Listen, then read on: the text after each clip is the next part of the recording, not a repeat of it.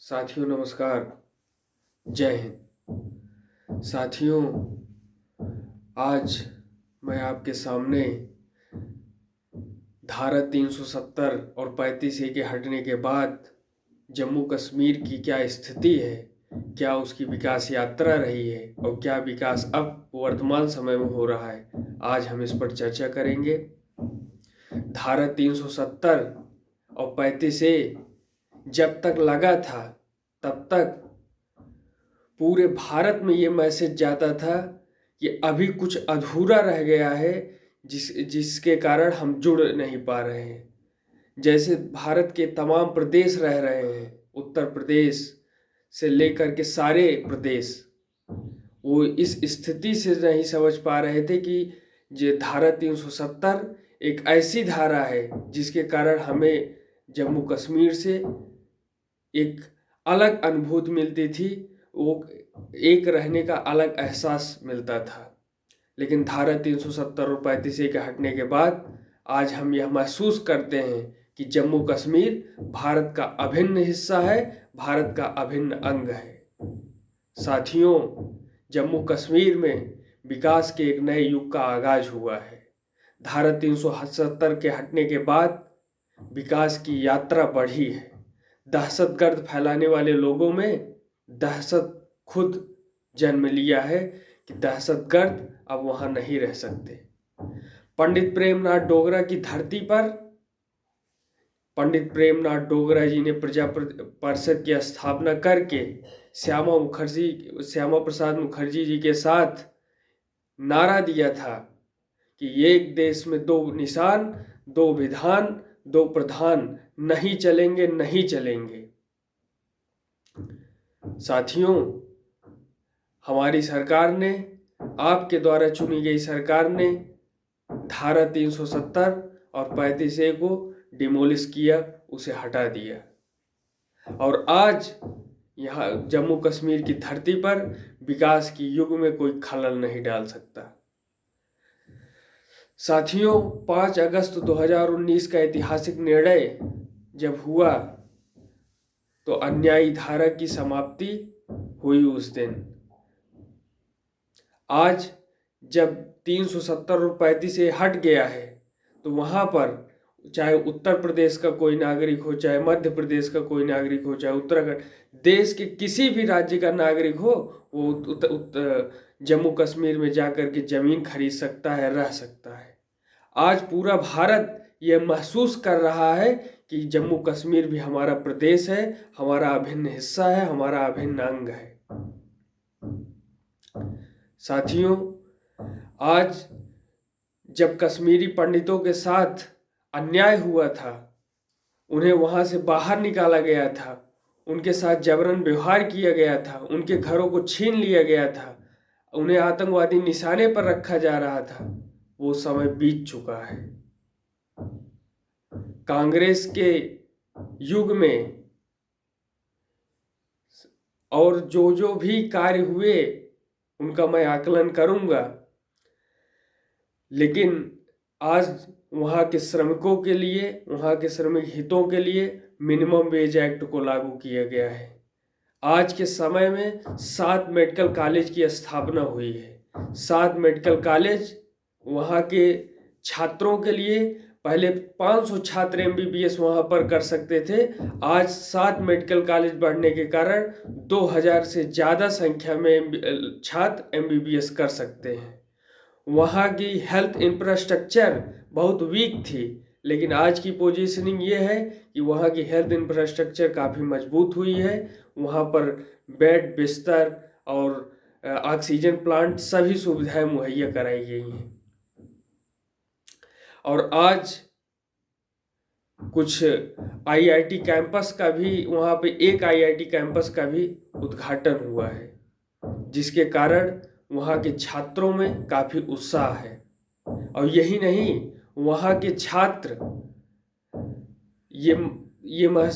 अब ये स्थिति है कि जो है उत्तर प्रदेश का भी कोई भी बच्चा जम्मू कश्मीर के IIT जम्मू कश्मीर के कैंपस में पढ़ सकता है, और जम्मू कश्मीर का कोई भी बच्चा IIT Kanpur, IIT Delhi, IIT Kharagpur, किसी भी देश के किसी भी भाग में पड़ सकता है।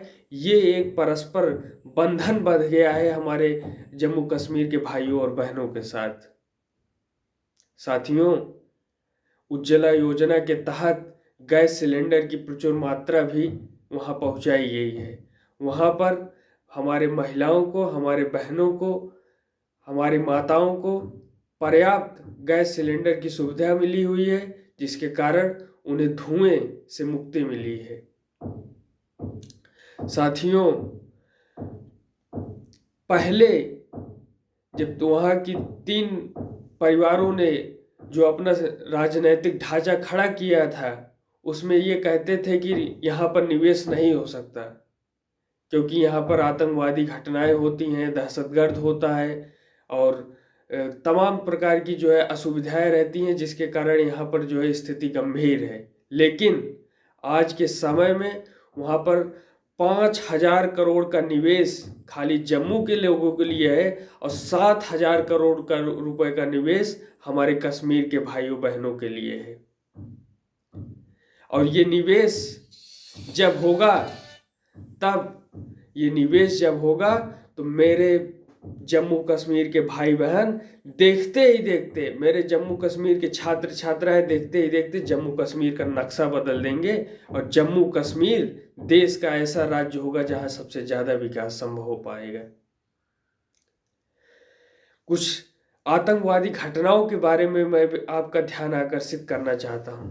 2004 से 2014 के बीच जब यहाँ पर 3 परिवारों की सरकार चलती थी, उस समय 2081 नागरिकों की मृत्यु हुई। यानी देखें हम, प्रतिवर्ष 208 नागरिक मारे गए। लेकिन आज के समय की स्थिति क्या है? 2014 से लेकर 2021 तक प्रतिवर्ष मात्र 30 लोगों की दुर्भाग्यपूर्ण मृत्यु हुई है। और यह संख्या, मेरे उत्तर प्रदेश का हर भाई बहन यह चाहेगा कि यह संख्या 0 हो, तब हम अपने दिल दिमाग में संतुष्ट हो पाएंगे। धारा 370 जिस दिन समाप्त हुआ था, उस दिन मेरे उत्तर प्रदेश के अंदर हर श्रमिक, बड़ा पूंजीपति, ऊंचा वर्ग, नीचा वर्ग, सब ने एक रोटी जो है चैन से खाई थी, एक रोटी बढ़ा के खाया था।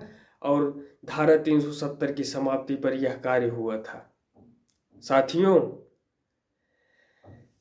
मेट्रो के लिए पहले ये होता था मेरे जम्मू कश्मीर के भाइयों बहनों के साथ कि चलें दिल्ली हम, तब हम मेट्रो पर बैठ पाएंगे, चलें दिल्ली हम मेट्रो के लिए जो है देख पाएंगे। लेकिन आज जम्मू के अंदर ये स्थिति है कि 5,000 करोड़ अलॉटमेंट हुआ है जम्मू में जो है केवल मेट्रो के लिए, और मेट्रो वहाँ पर बनेगा और मेरे जम्मू कश्मीर के भाई बहन मेट्रो पर चढ़ करके प्रदेश की विकास यात्रा को देश के साथ जोड़ पाएंगे। ये बहुत ऐतिहासिक निर्णय हुआ है।